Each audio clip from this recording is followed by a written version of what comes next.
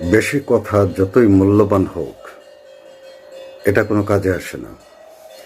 আপনি একটি মূল্যবান কথা, একটি মূল্যবান বিষয়বস্তু, অনেক কথা, বেশি কথা বলে মানুষকে বোঝানোর চেষ্টা করছেন, মানুষ কিছু মনে রাখবে না, সব কিছু ভুলে যাবে।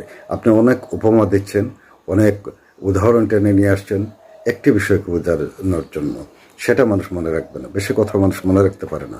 আর যারা বেশি কথা বলে, তারপরে অনেক বিজ্ঞানীরা বলে গেছেন, মনীষীরা বলে গেছেন, বেশি কথা বলা অনেকটা বাচালের মতো।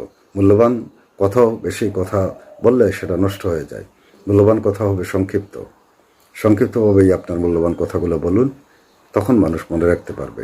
এই সারাদিন আপনি কিচ্ছা গেয়ে তারপরে সকালে সীতা কার বাবা এটা বললে হবে না। এই জন্য সংক্ষিপ্তভাবে মূল্যবান কথাগুলা বলে মানুষের মধ্যে মানুষকে মেসেজগুলো পৌঁছাতে হবে, যে সমস্ত মেসেজ আপনারা পৌঁছাতে চাই। তাই কম কথা বলি এবং মূল্যবান কথা বলি, অর্থবোধক কথা বলি, সেটাই হবে সমাজের জন্য কল্যাণকর। বেশি কথা কখনো কল্যাণকর বয়ে নিয়ে আসবে না।